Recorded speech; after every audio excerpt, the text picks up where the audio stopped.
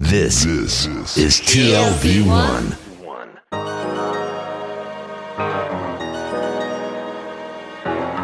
The Tel Aviv Review. Hello and welcome to the Tel Aviv Review. I'm your host, Gilad Halpern. Every week we bring you conversations with authors about the books and research and other things that we like. And if you like us, please consider becoming a Patreon supporter by going to our homepage. That's tlv1.fm/Tel Aviv Review. Scroll down to the bottom and click the big red button that says Patreon. Click and support us. Some of you have been doing this for months and years, and we simply cannot thank you enough. This episode is part of a series in partnership with the Israel office of the Konrad Adenauer Foundation, taking a deep dive into issues that shape our lives here in Israel. My guest today teaches at the Department of Jewish History at Tel Aviv University, where he is also the director of the Goldstein-Goren Diaspora Research Center. He has written extensively on the impact of collective memory on politics and diplomacy, most notably in an Israeli post-Holocaust context. This is also the topic of his latest book, Diplomacy in the Shadow of Memory, Israel and West Germany, 1953 to 1965. It was published in Hebrew and is forthcoming in English. Professor Roni Stauber, hello and welcome to the Tel Aviv Review. Thank you very much, and thank you for inviting me. So the two bookends of your book are the reparations agreement from 1953, that was essentially a bilateral financial agreement. It was meant to compensate Jews and the State of Israel as the representative for the lives and property lost in the Holocaust. The other bookend is the normalization of ties between the two countries that was accomplished 12 years later in 1965. Now, looking back on it now, most people, including myself, we tend to conflate the two and see them as more or less the same historical episode. But in effect, they weren't at all, and the gap between the two only attests to that. So why did it take so long for these relations to evolve from the reparations agreement to a full normalization of ties? So actually, my study begins in 1953, immediately after the ratification of the agreement. And then there are 12 years between the ratification of the agreement and signing the diplomatic relations between Israel and Germany. And this is really a peculiar time between these states. They don't have official diplomatic relations, but still they are trying to work together. There is a very strong collaboration. It became even stronger towards the end of the 50s, and there are problems that make a official relationship between the two countries make it impossible. So, and I would be happy to explain why, and that's why they tried to find other tracks, other ways to cooperate. So this is actually the essence of my book. It's to understand or to explain these peculiar relations between two countries that on the one hand don't have official relations, but on the other hand, they are working very close. Yeah, no, it is interesting because the reparations agreement, and you didn't mention it in the book, was seen by its critics initially as some sort of like a prelude to normalization, right, or some de facto normalization. So why was it really a problem if the floodgates, so to speak, were already open? Okay, so we should look at two periods. The first period is between I would say 1953 to 1955. At that period, the Germans, they really want to establish diplomatic relations with Israel. But Israel hesitated. The prime minister at that time was Moshe Sharet. At that time, Ben-Gurion left the office to Sde Boker. Sharet was the prime minister, and he hesitated. He didn't have this influence that Ben-Gurion had, and didn't have this public support that Ben-Gurion had, and he hesitated. He hesitated because, as you probably know, there was a very strong resentment in the Israeli public against the reparation agreements. And there were demonstrations. I think that there was the most worst demonstrations ever in Israel at that time. So Sharet was afraid from the reaction of the public, and he was afraid from the reaction of even his partners in his party. They thought that it's too early now to establish relations with the Germans. So Israel hesitated, and Israel was sure that whenever she would like to do it, the Germans will agree. But then in 1955, Israel realized that now there is a problem because the Germans themselves don't want to establish relationship. They want to postpone it because there is a very strong pressure coming from the Arab world. And the main issue was actually, this is a strong connection with the Cold War at that time. Because, as you know, Germany was divided into two states after the war. One was West Germany, and the other was the communist country, East Germany, which was much, much smaller. And East Germany tried to convince countries around the world to accept her and to recognize her. And West Germany tried to influence all the other countries, all countries in the world, not to recognize East Germany. And they say that we are the only representatives of the German people because this is we are democracy. We were elected. This is a communist country. They said that this is actually a place or country which was occupied by the Soviets. So it's not that they are speaking in the name of the Germans. We are the only country that speaks in the name of the Germans. So that's why they asked all countries in the world, and they not only they asked, but they said that if a country will recognize East Germany, so they will sever the relations with this country, and there was economic boycott on this country, and so on and so forth. And then they were, and they said also, and they were afraid that the Arabs tried to blackmail West Germany. And they said that if you are going to recognize Israel, we are going to recognize East Germany. And then West Germany was afraid that she will have to cut the relations with these countries. And she didn't want to do it. So she was really in a very, very problematic dilemma. One of the things really that prevented Israel at first, or at least conditioned the progress of normalization, was really the extent of remorse or responsibility that Germany takes, West Germany that is, for the crimes of the Nazis. And another interesting thing that also you develop at length is really that the inconsistency of Germany coming to terms with its Nazi past as early as the early 1950s. Why was it so polyphonous? Why wasn't there really one, or at least a main narrative when it came to dealing with its very near past?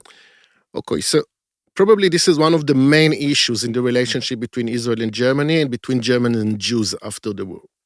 Because on the one hand, Germany took responsibility. And this was the famous speech that Adenauer gave already in September 1951.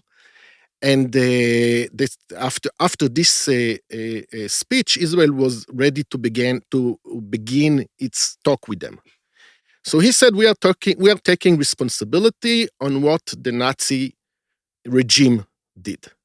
But what he said was that we are taking responsibility not about what the Germans did, but about what the Nazi regime did. So what they did in the name of the Germans, what the perpetrators did in the name of the Germans, it wasn't the Germans, it was kind of a group of Nazis, not the Germans. Right, it was like symbolic. Like people who came, I don't know, from a different star and to here. And so he didn't want to take responsibility because he tried to build kind of a myth for the Germans. It's not what you did, it's what the Nazis did. Now, the problem was that there were so many Nazis in West Germany. And so there were so many Germans, as Adenauer was, incidentally, Adenauer was the head of the state of West Germany. He was the one who established the new country. And his policy was to divide between Nazis and Germans.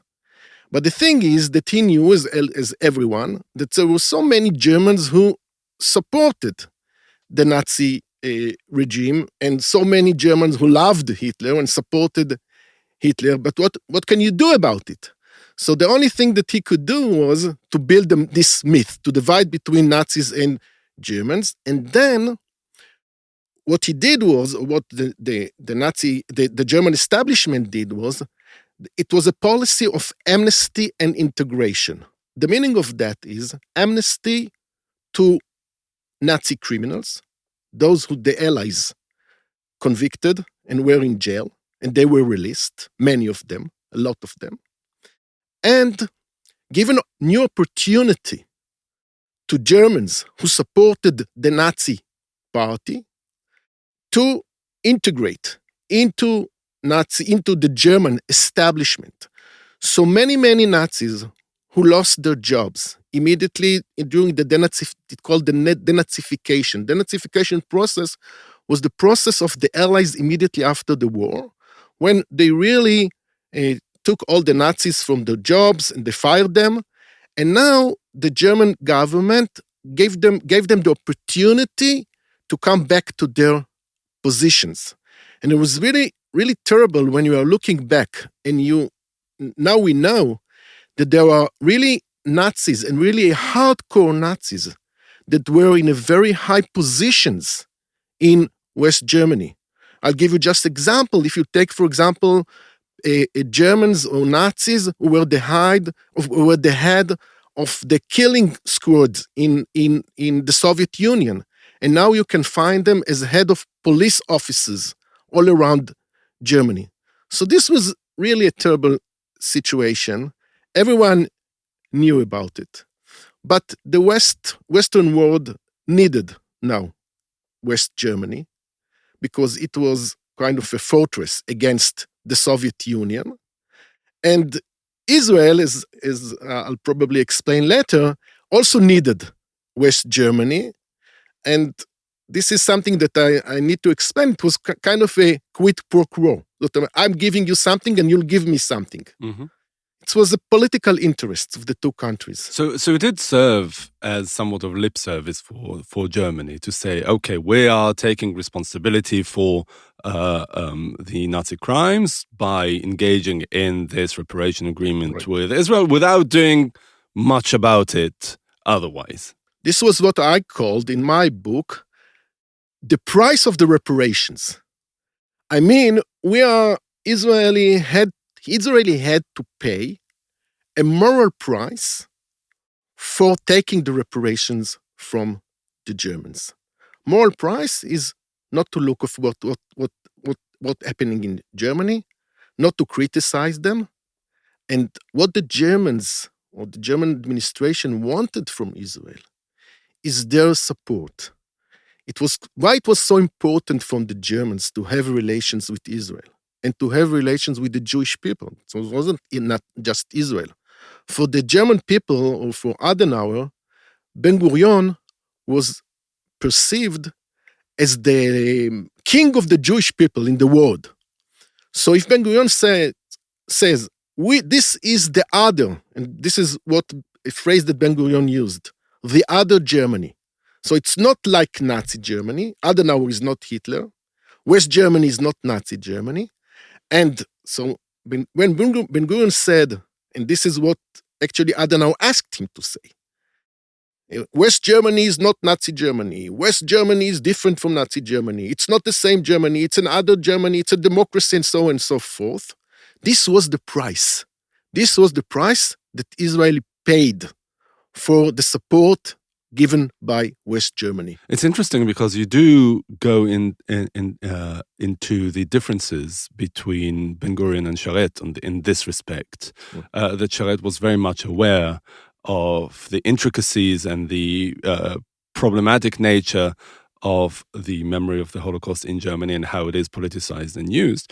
And Ben Gurion was slightly less preoccupied with that, and he saw it essentially as really as a pragmatic policy. Can you develop on the difference between the two approaches? I'm not sure that there was such a difference between them. The thing is that Sharet was not strong as Ben Gurion. He didn't have this support. Didn't have this strength of Ben Gurion. Ben Gurion was a leader. And Sharet just replaced him, and he was worried about the reaction. But he also knew that you need, to work together with the Germans. The concept of Ben Gurion was that he knew what's going on in Germany. He knew everything. But his concept was that it's not so important. What important is the global situation. And he said, well, West Germany will not be Nazi Germany in the future. And he was right in a way, because he said in the future, democracy will be much stronger in Germany, and they can wait. They can wait for the future, to come to terms with the past. And we can wait. And what important was for Ben Gurion was the situation of Israel in present. And this is something that one needs to understand, and this is something that I worked on in my previous studies about the commemoration of Holocaust in Israel. And I tried to understand the concept of Ben Gurion regarding the Holocaust. And for Ben Gurion, and for the ruling party at that time, Mapai, the lesson of the Holocaust was not now that we need to build the commemoration institutes and so on and so forth, but we should build a strong Israel. That in the future, no one will be able to kill Jews. It's so relevant for today, as you know. It's so relevant. It's so relevant.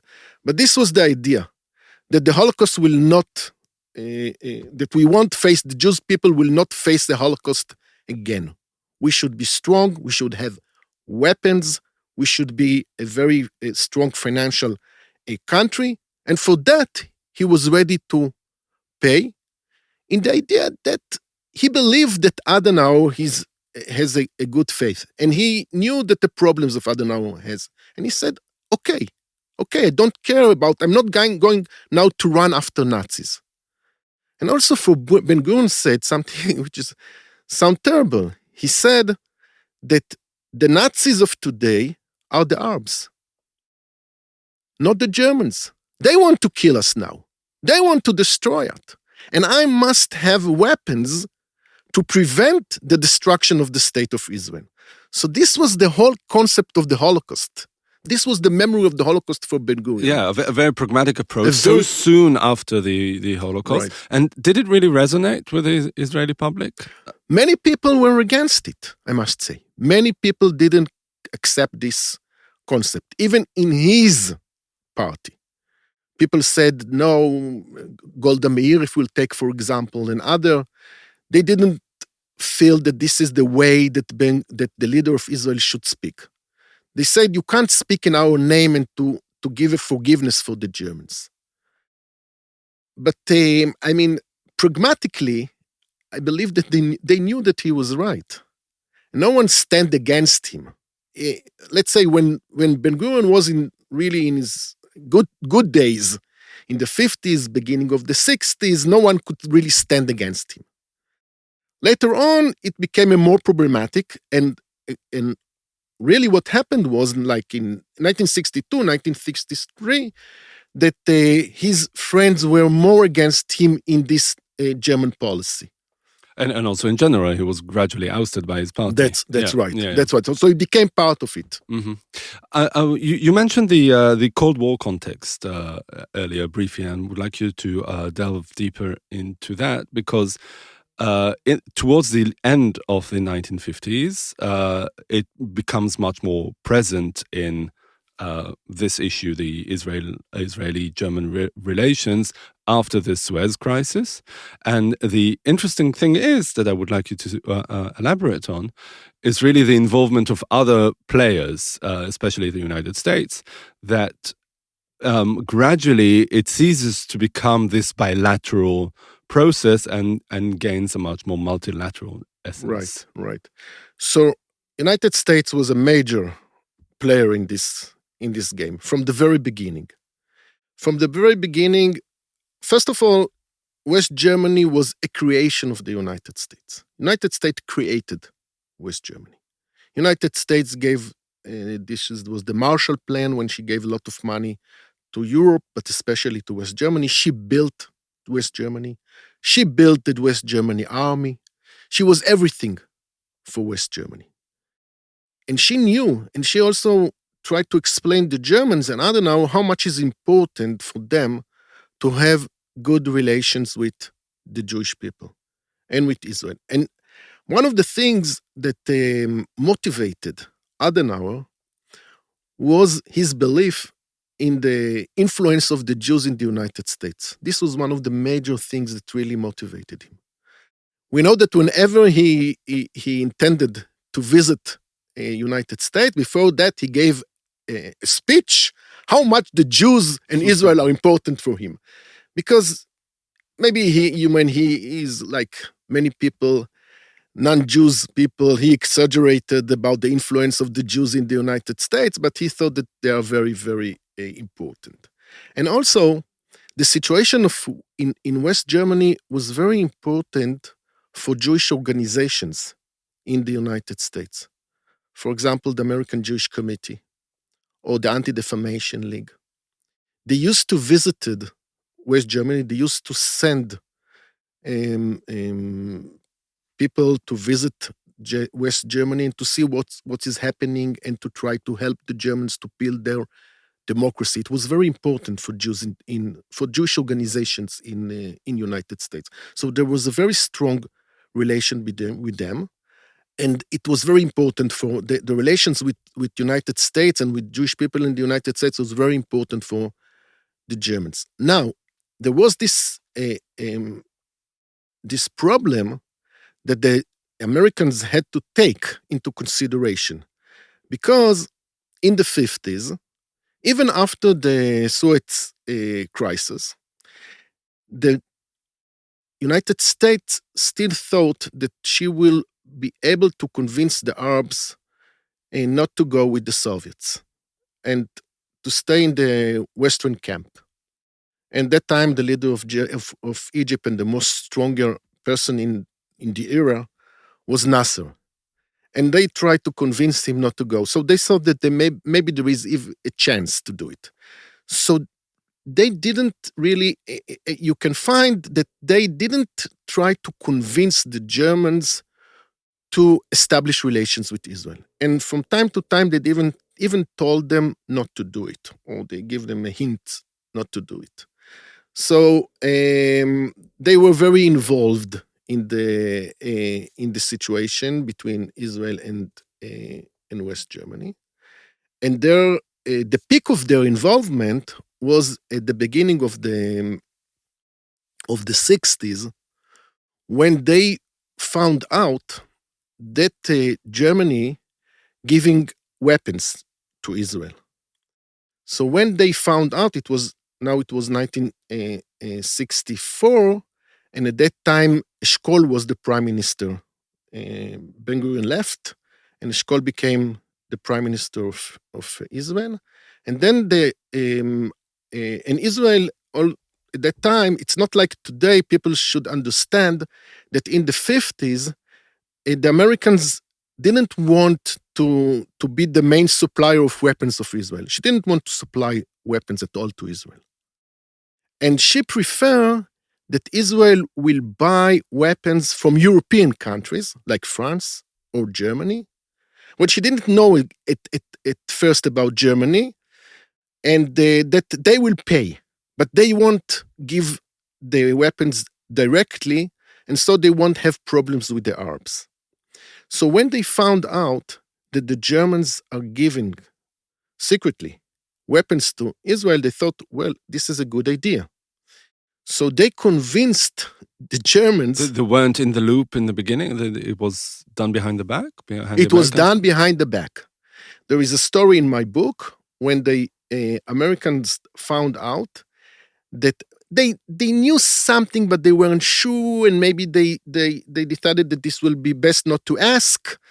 But they found out that the helicopters that they gave to the Germans, and the helicopters were produced in the United States. And when you produced your weapon, I mean, the other country that you sell them the weapons, she can't sell the weapons to a third country. So they found out that they gave like 70 helicopters to West Germany, and only 10 or 13 of these helicopters were in West Germany because all the others the Germans gave to Israel. So then they were very angry at the beginning of that, and because they knew about it, they began to investigate and to speak with the Germans. What's going on? What are the weapons that you are giving? We want to know all the list, that weapons that you are giving to Israel. And when they found out, they thought, well, maybe it's a good idea. We can use this track. The Germans will give tanks to Israel. We will give the Germans new tanks instead of these tanks. So these were the first tanks of the famous tank Patton that was given to Israel, M48. The first Patton tanks that Israeli got came from West Germany. It was a kind of a deal between Germany, United States, and Israel. So this is where the Cold War comes into play. Yes. Part of your research interest is really about the influence of collective memory on policymaking and decision-making. And you did speak about how some of these policies were perceived in the wider public, but I would like you to spend some time now on how it was deliberated in the administration itself. I mean, the people who were actually meant to carry out these things. Many of them were Holocaust survivors themselves, ex-Germans, German refugees who came to Israel. How did that play out? So one of the issues now that interest researchers is what I called the politics of memory, or how you use memory to advance your needs or your targets. And this is one of the main points of my book, is to see the connection between diplomacy and memory. What is the role that memory plays in diplomacy, and how diplomats can use memory, particularly when there is such a bad history between two countries. Okay, so Israel and Germany, of course, but you can take other examples. Japan and Korea, and okay, so there are many examples of countries of perpetrators and countries of victims. And what is the relation between them? And how can the victims or the country of the victims use their past, to build the future? So this is actually, in this case, not in every case you can do it, but in this case, because it was a unique situation, when it was so important for the Germans to be accepted, that the world will see them as a different Germany, that it's not like Nazi Germany. For the Japanese, for example, they didn't care what the Koreans think, or for what the Chinese think. So they didn't pay them anything. But for the Germans, it was a unique situation. They wanted to be part of the West. Now, what is the West? The West is Europe. And the Germans occupied Europe, only 10 years before. And there was such a resentment still in the 50s. You need to know that in the 50s, and I could see it in many documents, there was still such a hatred towards the Germans. If you take the Netherlands, for example, that was occupied by the Germans, or you take United Kingdom, people hated the Germans. And the Germans felt it, and they wanted to be part of it. They knew that they need the support of the West in order to survive. Otherwise, the Soviet Union will occupy them. So they knew, what the public, the world public and the Western public think about them was so important for them. So Israel, what happened was that the leaders of Israel understood it very cleverly, and they used it because they knew what is the situation, because they knew that the Germans need, what Ben-Gurion understood at the one point was that Adenauer needs him. And if you need me, you should pay. And this is the whole story. If you need me, give me weapons. If you need me, give me money. Support Israel. But he was much clever. He didn't say it, directly. He used what I called in my book an indirect way of using the past. So in his very famous meeting with Adenauer in March 1960, it was in the World of Astoria in New York, what he said it's unbelievable, their meeting, or when you see the protocol of the meeting, it's fantastic. How clever Ben-Gurion was. He told Adenauer, he didn't say anything to Adenauer, I blame you for what the Germans did, and for what the Nazis did, and what did you do to to Jewish people, and so on and so forth. He didn't speak about the Holocaust at all. He said, well, you know how many Jews were killed, but he didn't blame Adenauer. He didn't say anything to Adenauer, what's going on with all the Nazi criminals living in Germany? Why don't you arrest them?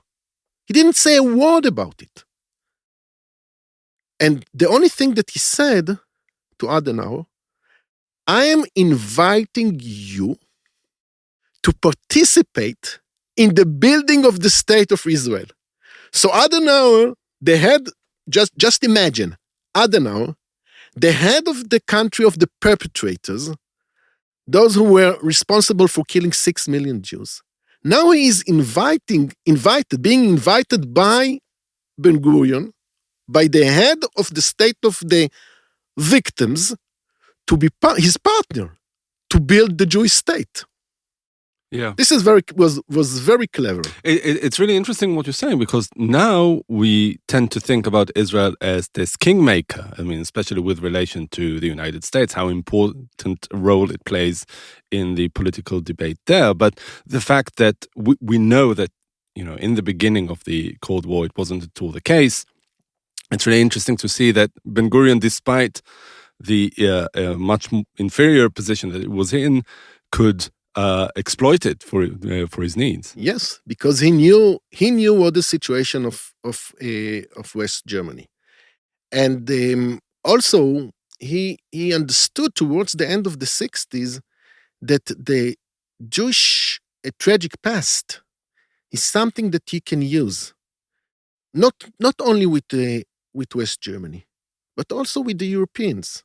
And I believe that there was at that time. Now the Europeans don't care about all. But at that time, the memory of the Holocaust and what happened to the Jews was still very strong.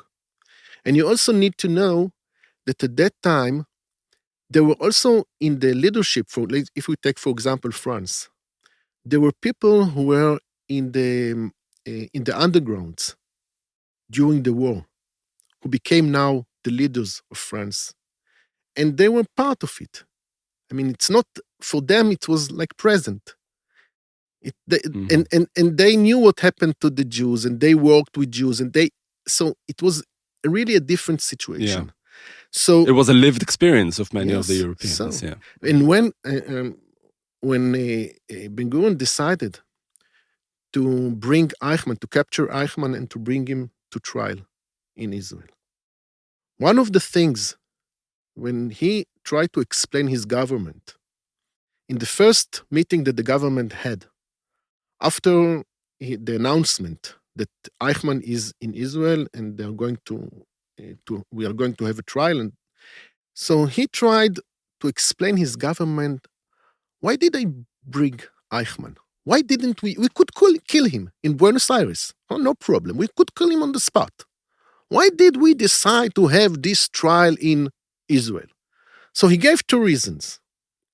One is that I wanted to be a lesson to the young generation.